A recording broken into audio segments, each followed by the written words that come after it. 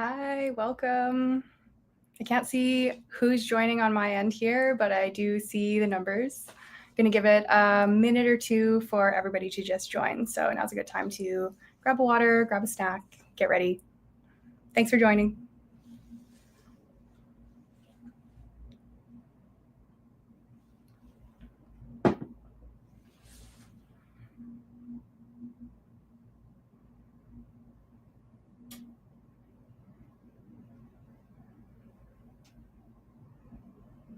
So one thing about the less interactive webinars, wish I could see people's faces and chat with you right now.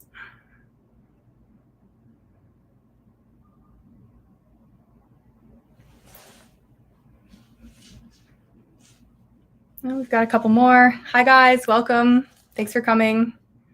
I was saying I can't see names, so I don't know exactly who's here right now, but I see your numbers. And we're just giving it a minute or two here. Got about 50 registered, so I just want to give everyone a moment to kind of get the notification, come in and join us before we kick off and get too far into it.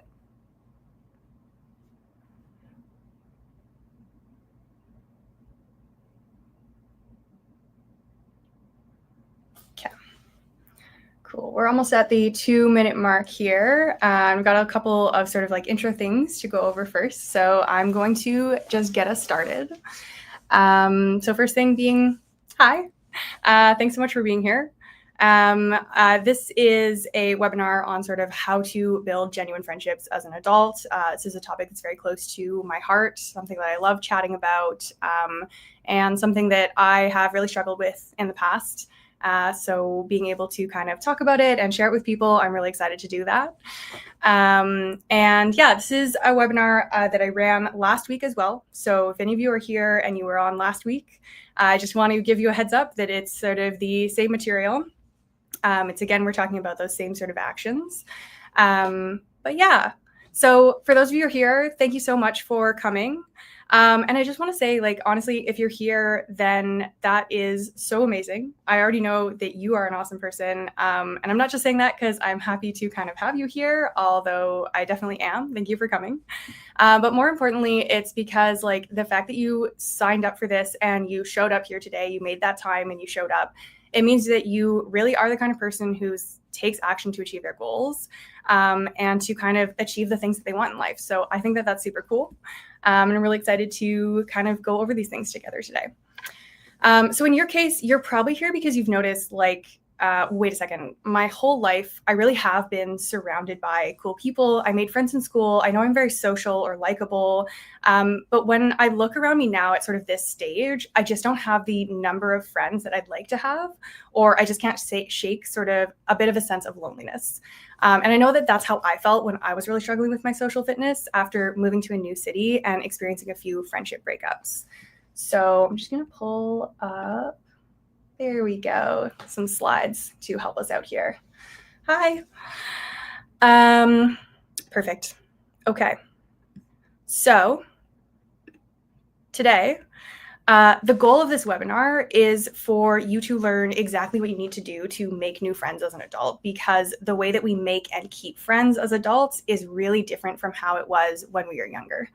And I want to just quickly reiterate here that I'm not going to be talking about body language, conversational prompts, how to make small talk, none of those social skills things, right? So if you're here because you feel like, okay, I know I'm a social, likable person, all of that comes very naturally to me, but as I'm getting older, it feels harder to make new friends, then this is the place for you to be. You are in the right place. And if you're someone who's looking for help with the social skill side of things, there are a bunch of awesome resources out there on this, but you're not going to get anything useful from this webinar specifically. It's just not my area of expertise. So my goal is that by the end of this webinar, you'll understand what you need to do and the tools and resources that you need in order to build genuine friendships as an adult. Okay. And going into like a little bit more detail here, what you can expect today is that we're going to start with some facts on loneliness that I think are really important to know, so that we're all kind of going into this presentation on the same page, and so that you can maybe gain a better understanding of whether you're lonely, and if so, what specific type of loneliness you're experiencing right now. Then I'm going to tell you a little bit about me so that you know who I am, why you're listening to me.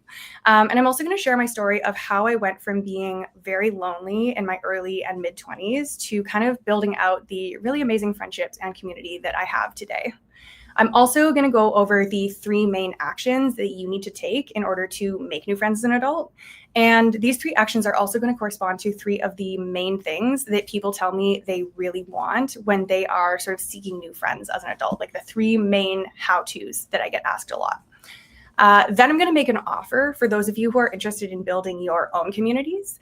And finally, we're going to close all of this out by answering the questions that you guys have sent in, okay?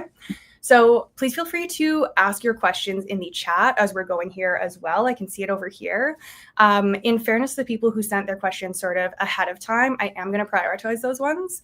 But if we end up having enough time, I hope we do, I will try and get to as many of your questions as I can at the end here.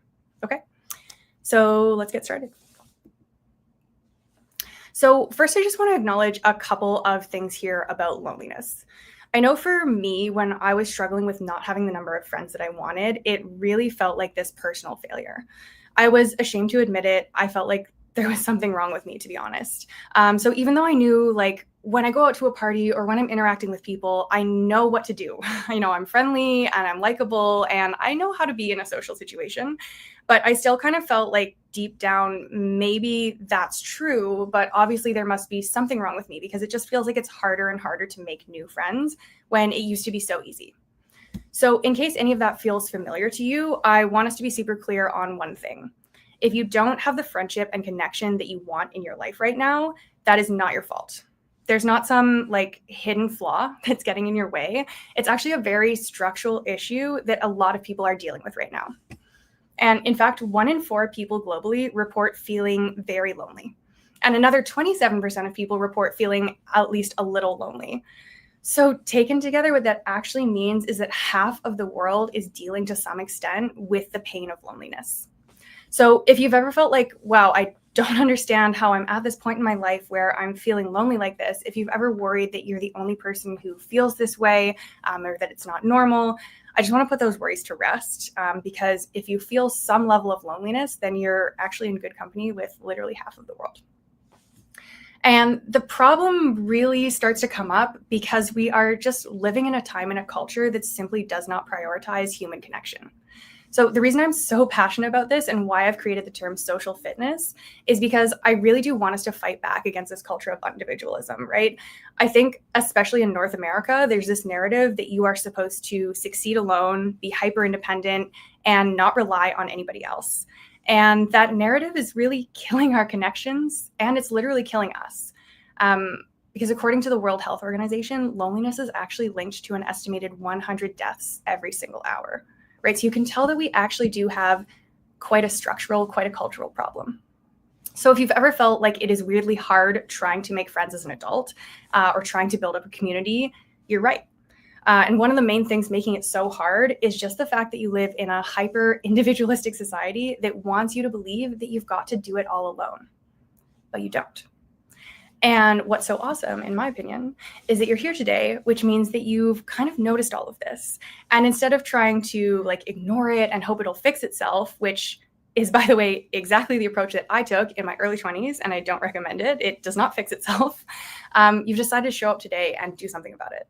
And that is huge because it means you're ready to make your social fitness a priority and start building your dream social life.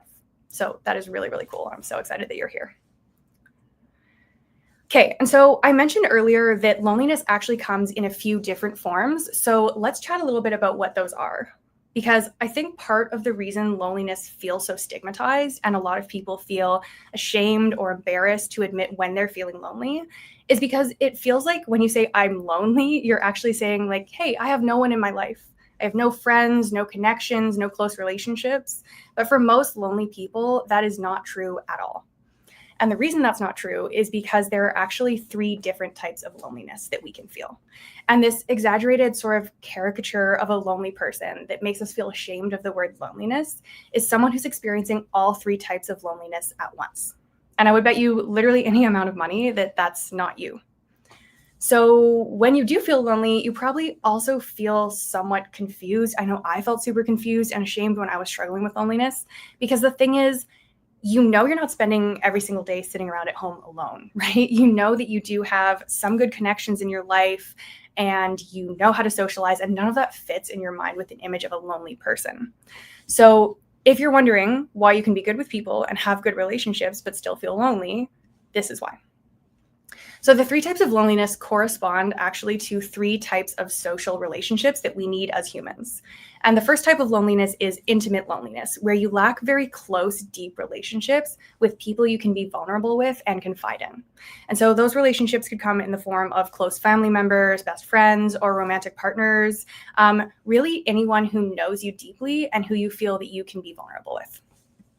The second type of loneliness is relational loneliness. So if you're experiencing relational loneliness, you might feel that what you're missing is actually like a larger social circle. In some cases, maybe you do have, one or more intimate relationships, you have a best friend or a partner, but you're lacking maybe a larger friend group. So relational loneliness is that feeling of not having enough friends or a big enough sort of casual circle to satisfy your social needs. And then finally, the third type of loneliness is collective loneliness. And this one is about feeling a lack of belonging to like a community or social group beyond yourself. So you are typically if you're experiencing collective loneliness, you're typically looking for a sense of community or even a feeling of belonging to something that is greater than yourself. And I don't know who here is from Toronto, but I'm just going to interject very quickly here. I know that the Blue Jays lost this past weekend, but that sort of phenomena that we saw where people were really, really banding together and everyone was wearing the Blue Jays merchandise and like cheering for the team. That is an example of people sort of who are feeling untethered, who don't feel a sense of community, actually really banding together around like a shared interest and having that sense of community. And so I think that fulfilled a desire for like collective and community for a lot of people. And that's something I thought was really, really cool about that. Sorry to the Americans or anyone who's like, what are the Blue Jays? But yeah, so knowing that there are these three different types of loneliness, it's really important because once you can identify what type of loneliness you're feeling, you can start to understand exactly what types of relationships feel like they're missing from your life right now and work on building those ones up. And you can also sort of start to understand why you might be feeling feelings of loneliness, even though you do have some relationships in your life, right? You might just be experiencing one of these three types of loneliness. Okay, so that's everything that I wanted to share with you about loneliness so that we're all sort of starting on the same page here. So now, who am I? Why am I here? Why are you listening to me? Well, my name is Maggie. And for the past 5 years, I have been completely obsessed with learning everything that there is to know about how to live a happy life. And my obsession with this topic, it really brought me back time and time again to connection, community, and friendship. And I found that building and maintaining strong personal relationships is genuinely the most important thing you can do for your happiness. And it was what truly changed everything for me. So for the past 3 years, I've been focused on helping other adults improve their social fitness, primarily by helping them expand their social circles and build the kinds of genuine friendships that make life feel so rich and so beautiful. And just to pause on, I know I've been using the term social fitness a bit here. I just want to explain that social fitness is the term that I use to describe our social lives. Because just like physical health and mental health, our social health is key to our overall well-being. And it is something that we need to consciously take care of. So I like using the word fitness to kind of remind us of that, because this social aspect of our health and of our fitness is something that's been largely overlooked quite a bit in our culture up until now. Okay, and a little more background on me. So my first social fitness business was a company called Happier, and I founded this in 2022 to help adults in Toronto specifically make new friends.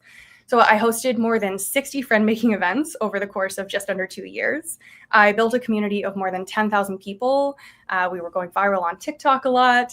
And really, I helped thousands of adults make new friends.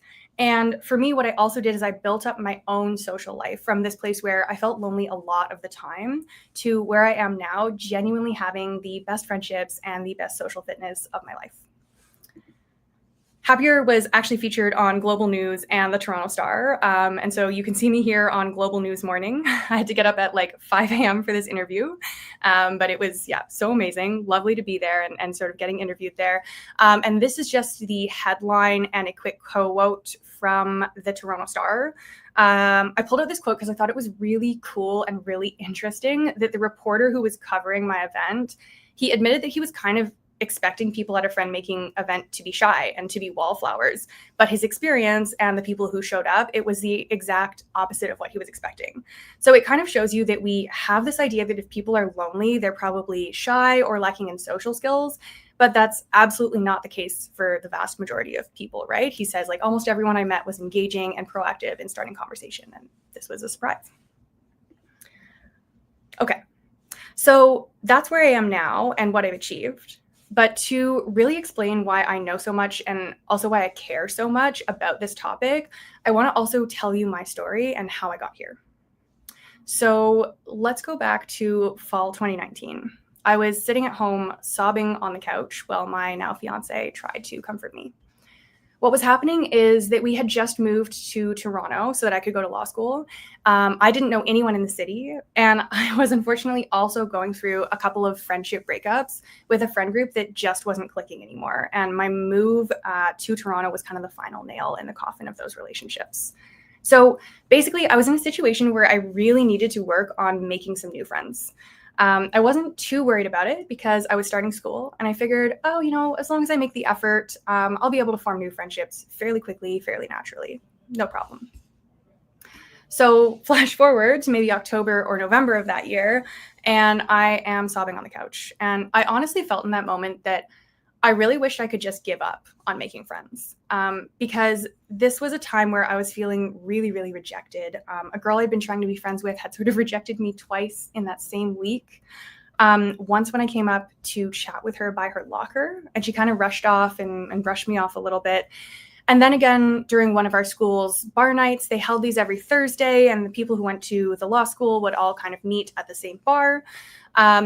And I went up to her there as well. She was with another girl. And what I realized is that she was sort of purposely ditching me. She was like, we actually have to go to the bathroom and pull the other girl and go away. So that week, it was just a really hard moment for me because I was just in such a vulnerable place and I just felt very alone. I felt ashamed of the fact that I didn't have many friends outside of law school. And these were all new people that I was meeting.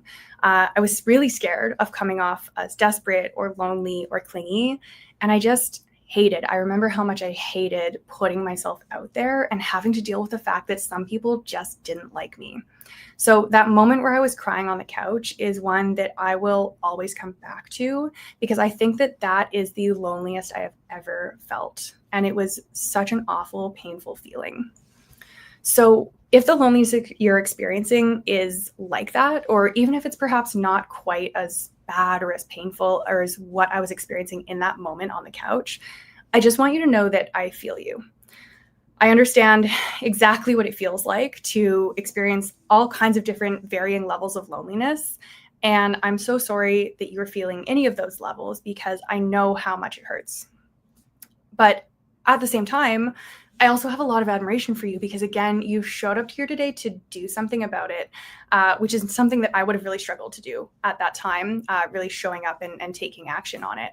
And I promise that you can absolutely transform your social life and have sort of those friendships and those connections that you are longing for. And I know that because I did it.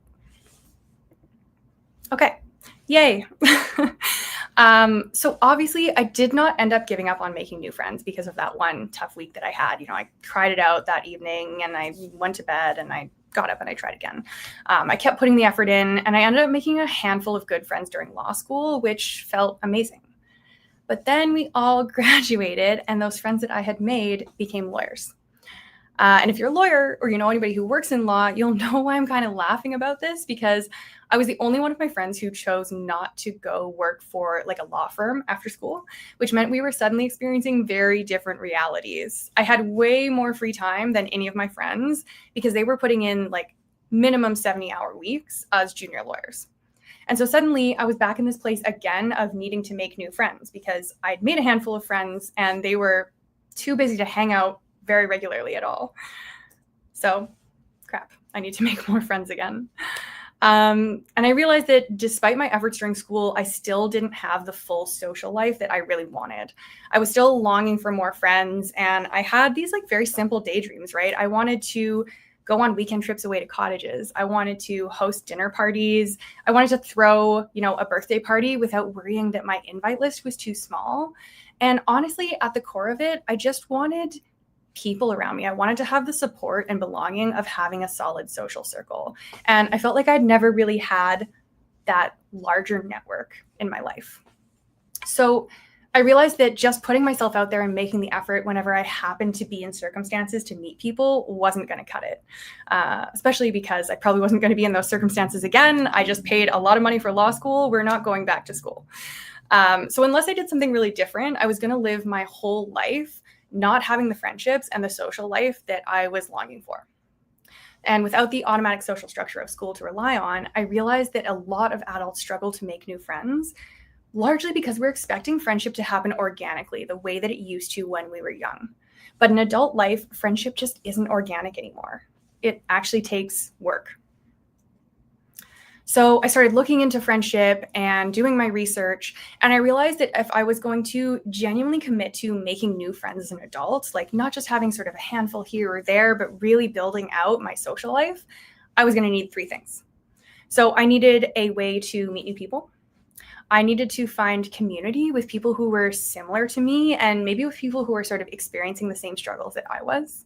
And finally, I knew that I needed a way of keeping myself accountable so that I wouldn't give in to the temptation to stay hidden, avoid rejection, and kind of settle for a social life that was less than what I wanted, instead of kind of putting myself out there and doing the messy work of trying. I knew that I had a tendency to kind of pull away. In my undergrad, I went to school in the same city that I grew up in. I had a handful of friends, and I made no effort to make new friends when I was in my undergrad. So I knew that I had it in me to kind of shy away from this unless I had some accountability kind of making me do that work. So this was only 3 years ago, but at the time, the friendship industry as it exists today wasn't really out there. So the sorts of events and programs and apps that have started to explode to help people make friends were largely unavailable. There was a couple of things, but not much. So in the end, I actually just decided to make my own. And that's how my business, Happier, that we just chatted about earlier, that's how that one was born. And the cool thing about Happier is it actually gave me all three of the things that I needed in order to start making new friends as an adult. So first, it gave me the opportunity to meet new people, but like a lot of new people, because the video of my very first event went viral. So I was hosting sold out 50-person events several times a month to keep up with the demand. And I just want to pause here and say, like, I don't know what other proof we need that there are a lot of really cool adults out there who are feeling lonely and who want more friendship than the fact that like a single event and I was blowing up and selling out in this city. There were so many people who clearly wanted and needed this avenue for friend making. So meeting this many people, it wasn't always easy. I was definitely a chronic people pleaser. And especially as the host of these events, I felt enormous pressure to make sure that absolutely everyone enjoyed themselves, that they formed connections and had fun, and that they judged me and my events positively. But the biggest gift and transformation that I got from meeting so many people was that I genuinely could not please all of them. It's just impossible at a certain point, right? So I really had to let go of that. And I really developed these completely newfound levels of confidence as I met more and more people. And I realized that genuinely, if someone doesn't like me, there's an unlimited number of other people and other opportunities for me to find someone I click with, right? The other thing that was incredible about Happier is that although I was hosting these events, I was doing it because I was lonely and I wanted to make new friends in the city. So the people who came to the events, they became a community for me, and they fulfilled sort of that second thing that I needed because we were all experiencing those same struggles and we could really relate to each other. And it was so healing for me, and I think for all of us who became part of that community, to really normalize loneliness and recognize that we weren't alone in it. And honestly, all of those changes came about for me because I chose a way of making new friends that kept me accountable to actually doing those things that I needed to do to create new friendships. So the fact that I was the host of the events, it means that I had to keep showing up week after week and meeting a bunch of new people, right? I couldn't back out because I felt nervous or I was tired or like use any other excuse. They were my events. I was hosting them. So obviously I had to show up, right? And the other thing that Happier kept me accountable for that I never would have guessed would be so important was kind of showing up with an open mind and being very, very friendly and very, very welcoming to a level that I hadn't really been before. And so one of the biggest lessons I learned, and we're going to talk about this a little bit more when we get into those 3 core actions, but one of the biggest lessons I learned through Happier was that in the times when I felt lonely and when I didn't have enough friends in my life, I was actually really reluctant to approach people, to initiate conversations. I was even reluctant to be overly friendly because I was scared of coming across as needy or being too much. But what I noticed when I started approaching people with like a bunch of friendliness, because I was a host of events, I was greeting people as they walked in the door and sort of trying to make them feel comfortable and at ease. When I approached them with that friendliness and with that welcome, they would mirror that back to me. So it made breaking the ice and starting conversations and really connecting with people just like so much easier. So I had this mechanism for making new friends that kept me accountable to meeting a bunch of new people. It kept me accountable to being friendly and open instead of sort of like putting my guard up as a defense mechanism. And it gave me like-minded community to connect with and lean on as we all sort of worked towards the same goal. And having that accountability and that community is what helped me finally not just make a handful of new friends, but it genuinely transformed me into the person that I didn't even realize that I really wanted to be. I got a lot more confident and comfortable in my own skin.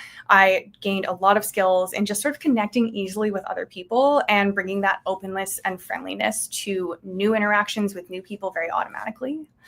And so now I'm in this place where I don't just have the best friendships of my life, but I also feel very confident that the next time I go through a life transition and I find myself needing to make new friends, because that is kind of a reality of adult life, right? We move to new cities, we pursue different opportunities, we go into all these different life stages where we aren't as close with the people that we used to be because we live very far away or other things get in the way.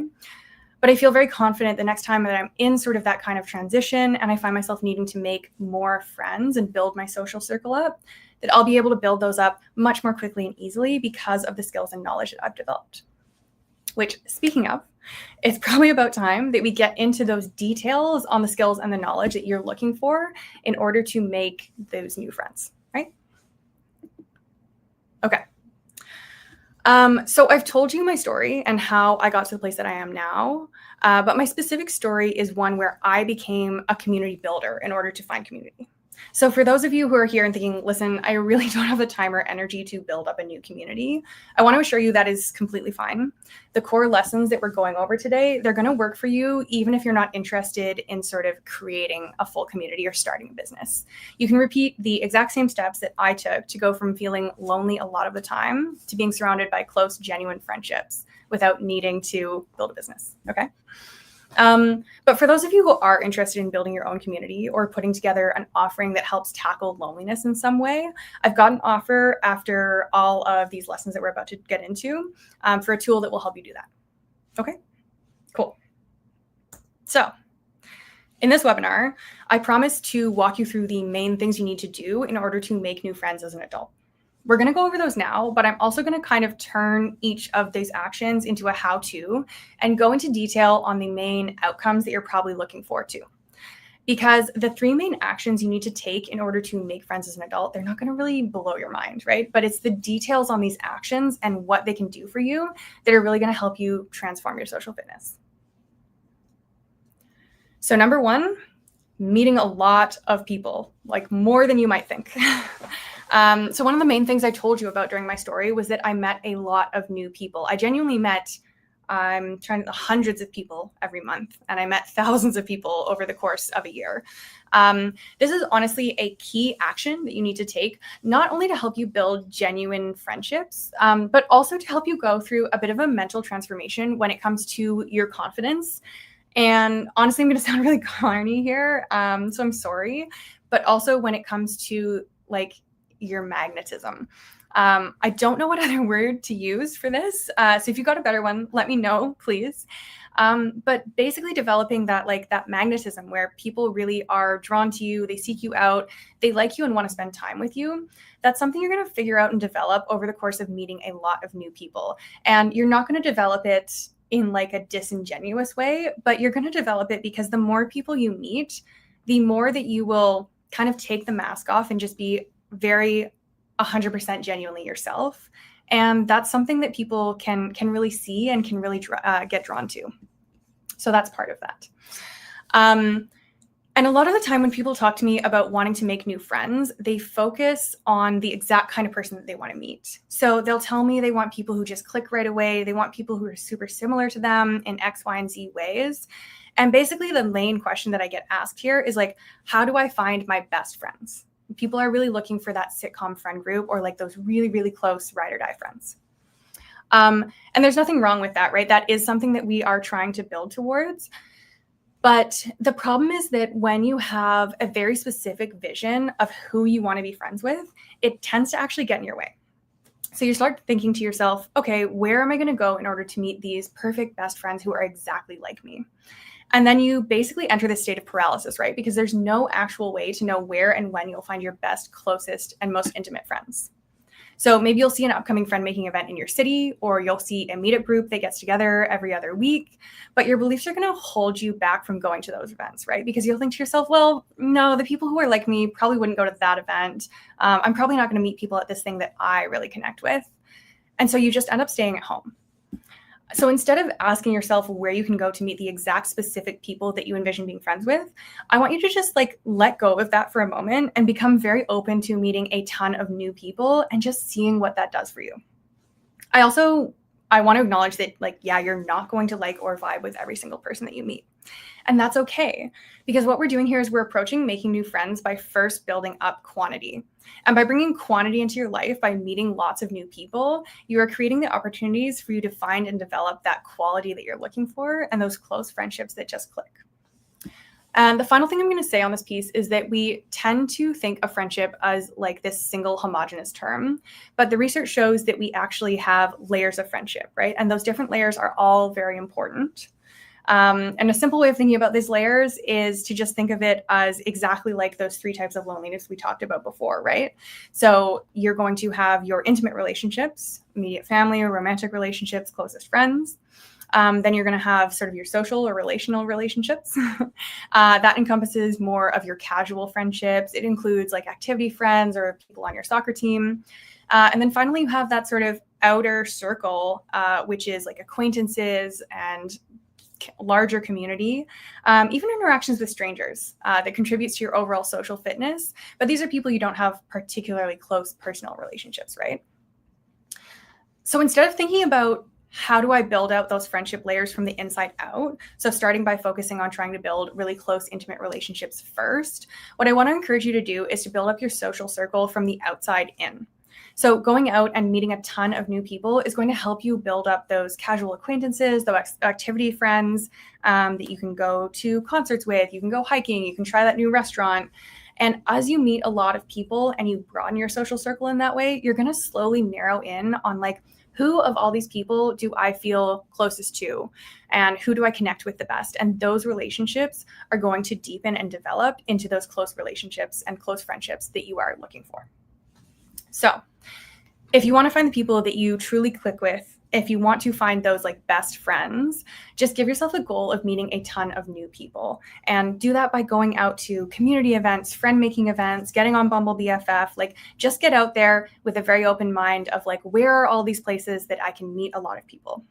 Because not only will starting with quantity help you build your network and more naturally find those quality friendships that you're looking for, but it's also really going to help you develop kind of your sense of self, who you like in your friendships, like what sorts of people you enjoy spending time with.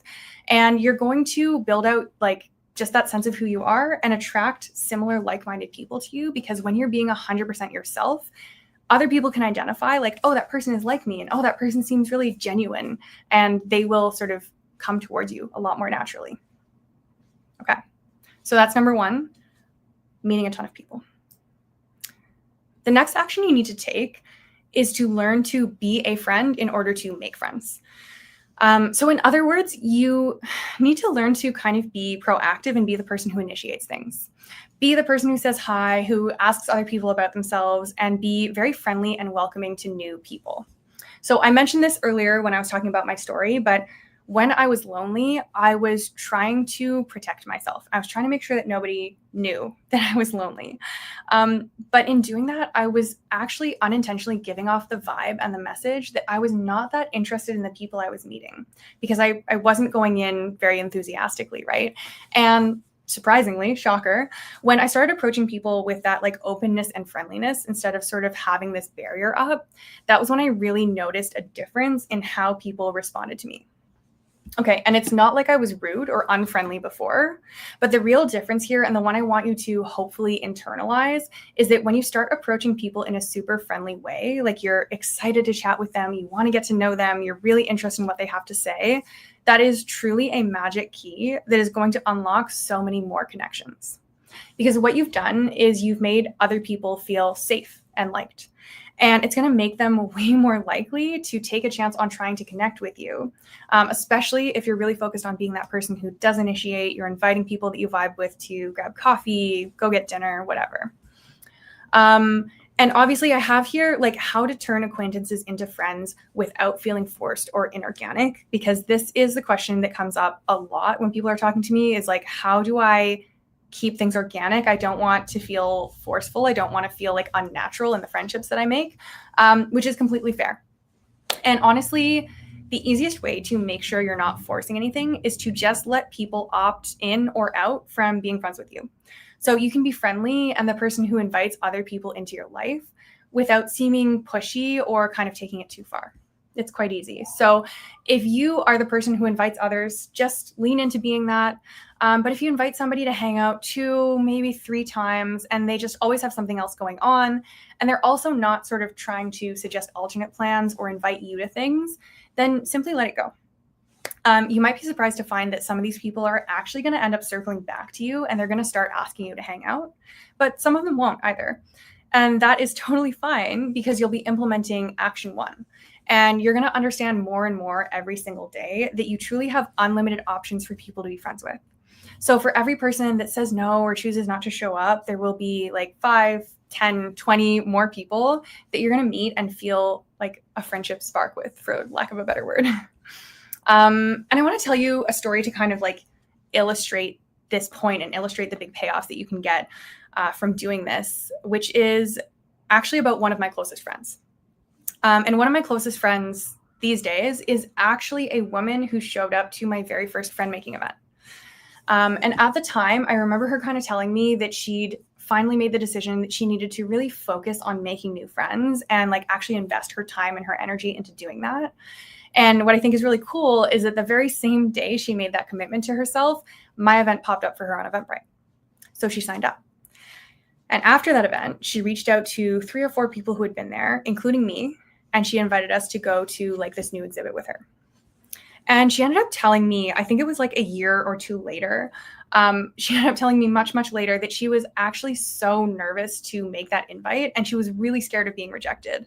But actually, every single one of us said yes.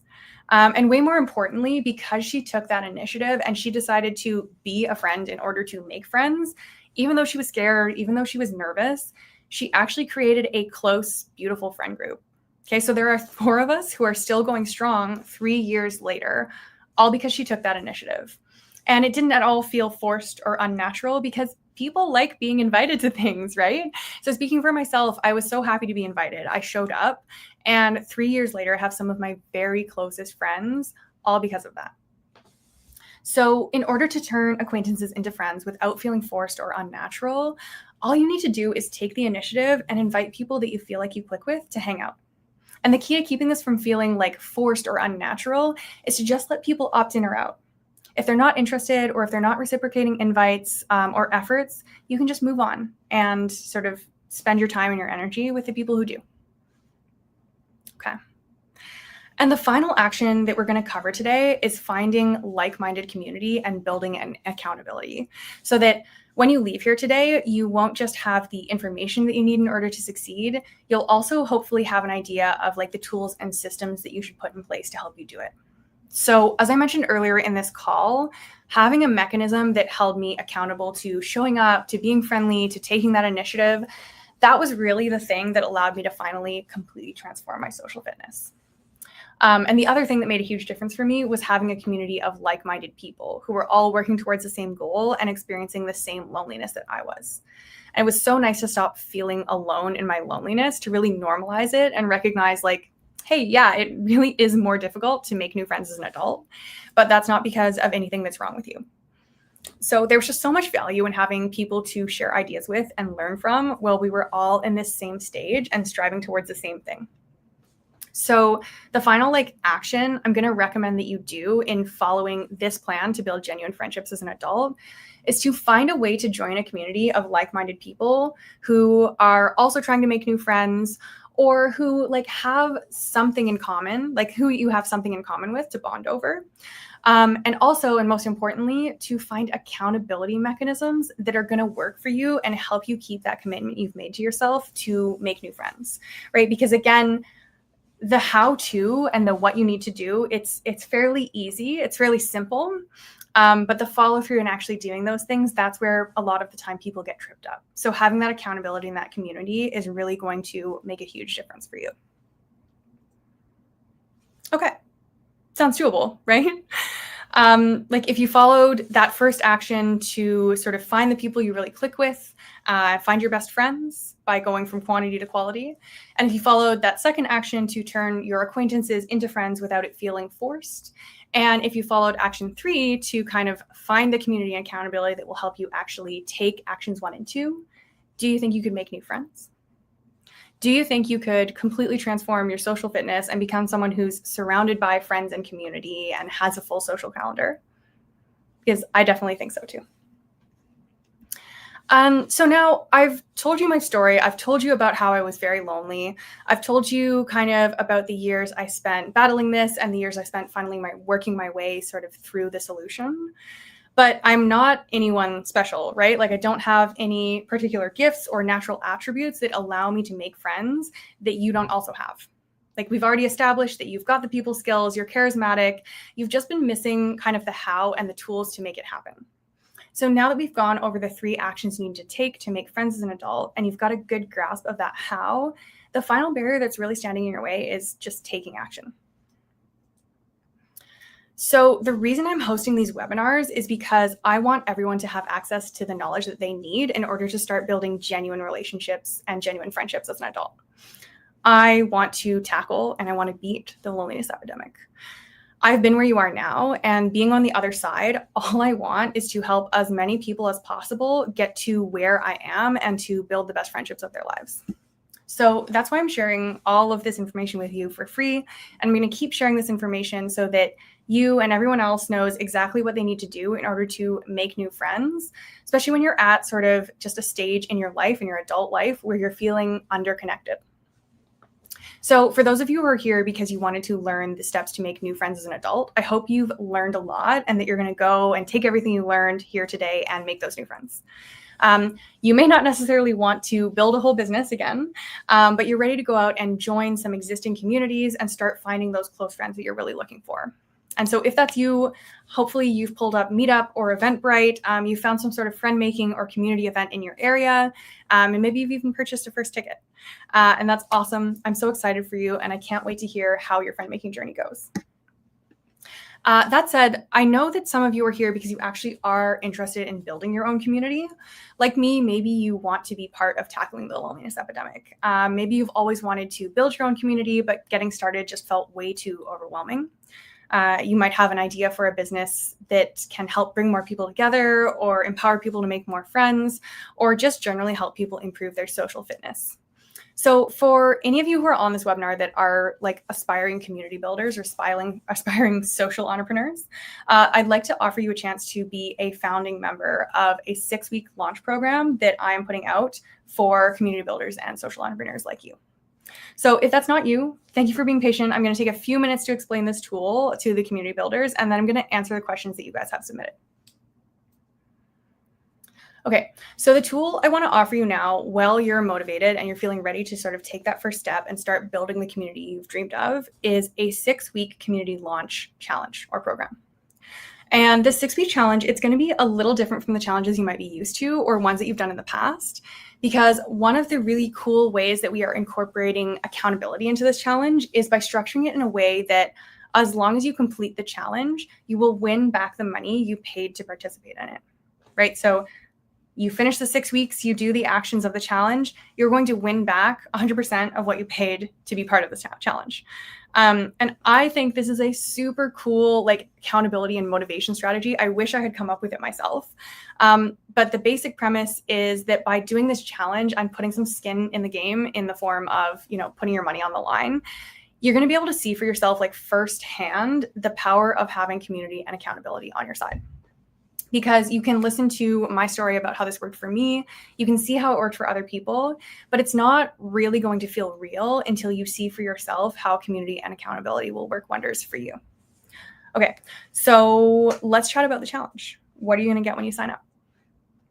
So the first thing you'll get is a personalized community building plan. So you and I will have a conversation, as many as we need, and we're going to really narrow down on what community you're going to build. Who the community is for, like who's going to be your members, what your unique offering is, how you're going to bring people together, what that mechanism looks like. Basically, all of the key questions and pieces of your new community. We're going to put that together. It's going to be completely personalized to you and to what you're trying to build. Next thing you're going to get is weekly one-on-one calls with me. So during each of these calls, we're going to be focused, obviously, very specifically on you, what your needs are, answering any like questions or roadblocks that you come up against, and basically just consistently checking in during our time together to make sure that you feel supported and you have all the resources that you need in order to absolutely crush this challenge. On top of that, you're going to be placed in a small accountability group with other people who sign up for the challenge. And you're going to have weekly accountability calls with your group facilitated by me as another way of making sure that you stick to your tasks and your goals throughout the challenge. And during those calls, I'm going to be facilitating exercise to help each of you like get unstuck and move past any roadblocks that are popping up for you. You're also going to get access to my online community. It's a community for community builders for the duration of this challenge. So not only that, but you're actually going to be founding members of this community. And I've marked that as priceless because that's not something anyone's ever going to be able to buy. That's just going to be available to you when you sign up to be a part of this program. You're also going to get a personalized plan to help you gain your first 20 members based again on that exact community that you are building. And depending on what you're charging for membership, like even if it's $50 a month, that's easily your first 4 figures earned right there. So it adds up a lot faster than you might think. You're also going to get personalized guidance from me on exactly what tools you need, how to set them up, how to use them. So you're not going to have to spend hours combing the internet and watching YouTube videos and reading comparison articles, trying to search for the tool that actually does what you need it to do, because you're going to have access to me. And I've already spent all of those hours going into those internet rabbit holes and trying out a lot of different advertising methods, website builders, community builders, event platforms, like email marketing tools, anything else you can think of. I have spent hours looking into them. So I will help you get set up with the tools that you need. Okay, you're also going to get email access to me throughout these 6 weeks.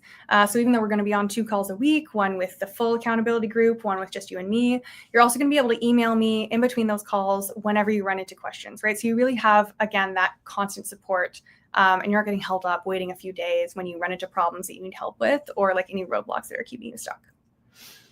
And finally, and what's honestly the most valuable about this 6-week challenge that only you are going to get, since you're again going to be sort of the first founding members for this program, is that we're going to be building the program based on your needs and what you are asking for. So it's going to be completely customized to you, which is honestly so valuable because you're going to be getting that very custom, personalized experience as though you purchased sort of a one-on-one program, but you're getting it for the price of a small group program instead. Or I don't even know if you're getting it for the price of a small group program because, again, it's a win your money back. The whole point is that it's technically going to be free. And I'll speak more to that in a moment here. So add that all together and you get more than $10,000 worth of value. But obviously, I'm not going to charge you $10,000 for this. Again, even though you will be winning your money back when you successfully complete the challenge. I'm just going to be charging $9.97 for this time around because, as I mentioned, it is a founders cohort. It's the first time I'm running this program, so I do want to do it at a bit of a discount. But that's sort of the minimum price that I wanted to put on this because the whole point of this price tag is that you are putting the money on the line to give yourself accountability. So it really has to be a high enough number that you're feeling motivated to put the effort in to win it back. And if you want to lock in at this reduced price and be one of my founding members, this offer is going to be available for the next 48 hours. So I'm putting a link to the application form into the chat. So again, if you want to sign up at this reduced price, go ahead and hit that link, fill out the application form, claim your spot. I'm only accepting a couple of founding members. So now is definitely the time to sign up if you want an experience that is super personalized to you and your exact requirements. Okay, and before I wrap this up and I move on to the questions, I just want to address an obvious question very quickly here. Why would I sell you something where if you successfully complete it, I don't make any money, right? It doesn't seem like it makes sense. It seems like that would put me in a position where I'd actually be rooting against you and I'm going to want you to fail the challenge so that I can afford groceries this month, right? So I want to address that because the answer to that is actually no. I want you to succeed at this challenge because I want you to see for yourself exactly how powerful community and accountability is. And I want you to stick around after this 6-week challenge and join my online community for community builders. And I want you to be a source of inspiration for other aspiring community builders who have always wanted to build a business based around community, but have been scared to take that leap. So I want them to watch you do it and realize that it's possible. But yeah, I basically want you to see the value of having like-minded community, being able to access people who are sort of facing the same struggles and working towards the same goals. I want you to see the value of accountability tools. And I want you to see the value of having personalized support from someone who's already done what you want to do, right? So having that support from me as someone who has already built out a large community. And I just want you to see firsthand how much easier it is to achieve your goals when you have all of those things on your side.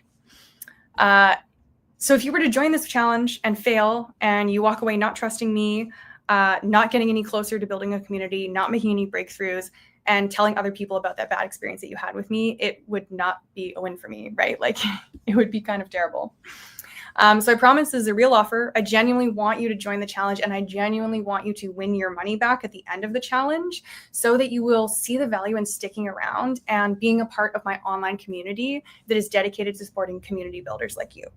Okay, so basically I am trying to show you the value of this community and hoping that you will want to stick around at the end of the challenge once you complete it and once you win it, okay? And that's also why I have 2 guarantees for this challenge. Some of you might be tempted to join, but you've got questions about like, what exactly am I gonna need to do in order to win my money back? I don't understand the logistics, or you just can't visualize what it would look like to succeed. So I wanna give you a couple of guarantees here. One is that after you apply for the challenge at this link, you're going to have your first call with me.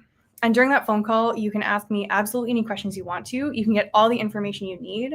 And it's only after that call that you're going to actually sign up and put your money down. Okay. And number 2, I have a value guarantee. So on top of this being like a win your money back situation, if you buy the challenge, you have that call with me, you decide that you're in, you participate in the challenge, and you decide at the end of the 6 weeks that like you did not get your money's worth, you did not get the value from it, I'll also give you your money back. No questions asked, right? Because I don't want to sell something that you don't see the value in. Doesn't really make sense to me, right? Okay. So that is that. And now we can move on to the questions. Yeah, I just wanted to put that offer forward because I know that some of you are really interested in launching your own communities and really running your own businesses to help tackle the loneliness epidemic, and to bring that community that you've been yearning for into your life. And that is something that I definitely want to help facilitate, right? So, okay, let's get into answering a couple of questions. I know we're getting close to our end time here, but let's see how many we can get through. Okay, starting with a big question right off the start. I remember this one. So this person was asking, how do you know when it's like the right time to be vulnerable with a new friend? I want to be able to have deeper personal conversations with my friends, but I'm worried about sharing too much too fast. So This is an amazing question, especially because we know that vulnerability is one of two sort of important components of building out friendship that sociologists have identified. So it's vulnerability and it's continuous unplanned interaction. So that vulnerability, it really is a key piece of getting closer and developing a friendship with someone. But I know a lot of people worry about the same thing that this person is kind of speaking to here, right? They worry about striking the right balance and knowing when is the right time to share. Because you don't want to end up like trauma dumping or unloading way too much on someone too soon and making them feel sort of overwhelmed or uncomfortable. So the best advice that I have heard on vulnerability is that you should always be vulnerable because you feel genuine trust and safety in a relationship. So not because you feel a lack of closeness or safety and you want to use vulnerability as like a shortcut to achieving that closeness. So basically what this means is that if you feel an urge to share with someone and be very vulnerable with them, you should just stop and ask yourself where that urge is coming from. And if you feel like the urge is sort of coming up for you because you have developed a relationship, like a sturdy relationship with this person, where you feel like you can trust them, and so you're sharing with them because you're like, well, I kind of want support and advice. I want help. And I believe that if I share with this person, they're going to offer that to me, then you're probably in a good place to try sharing something. And I just want to emphasize quickly here the point of sharing something, not sharing everything. So I'm not advocating at all for you to be secretive or keep your cards close to your chest. But I think especially when you're sharing or being vulnerable for like the first time, it's best to kind of dip your toe in first before you dive in. And that way you can assess not only how am I feeling in this moment that I'm sharing, but you can also take a step back and think after the interaction or even one day later, like, how do I feel now about that vulnerability? Like, do I have a vulnerability hangover? Do I feel like that was safe and that went well? Am I happy with how it went? And am I still feeling comfortable and secure after doing it? So starting with a little bit and then, taking those cues on how that felt to continue being vulnerable with that person if it felt like it went well. Yes, and I was just going to speak to the flip side. Like, if you are asking yourself, where is this desire to be vulnerable coming from? And you realize that you're feeling maybe a little bit of anxious attachment. If you're worried that like, I'm not sure where I stand with this person. I'm feeling worried that we might not be as close as I think we are. Or I really want us to be closer. I want to sort of cement our status as being friends. And therefore I'm going to share something vulnerable with them. That's a good sign that the relationship probably isn't ready for that vulnerability yet, right? So if you don't feel confident about the depth or closeness of your relationship, you're not sure how that person feels about you, then vulnerability, it shouldn't act as a band-aid or a shortcut to feeling that closeness. So it should be that you share and you're vulnerable when you genuinely feel like the safety and the space to do so has already been created in the relationship, not as a way of like trying to fast track towards it. Okay. So I hope that makes sense. I hope that helps give you kind of a test you can use with yourself to figure out when you're ready and when your relationship is ready for you to start introducing a little bit more vulnerability. Okay. Question 2. Yes. Okay. I remember this one. They're sort of struggling with friends that they've known since high school, don't feel like they can open up about struggles with their boyfriend. And they're wondering, how do you know when to let old friendships go? And also, should I find new friends before I let go of my old ones? Yeah. Okay. So the first thing I want to say is that I'm sorry you're experiencing this. I obviously don't know all the details of the situation, but it does sound a bit like maybe there's a group of 3 friends here. And one of those friends, which is the person asking this question, is sort of feeling like the odd one out in that group of 3. So group friendship dynamics, they can be incredibly hard to navigate, especially when you're talking about friends who you've known since you were younger. Like this group, they met in high school, it sounds like. Because although these really long-term friendships, they do serve a really special purpose in our lives. A lot of models of friendship do highlight the role of your like historical friends or the people who really have been with you since childhood and understand your history.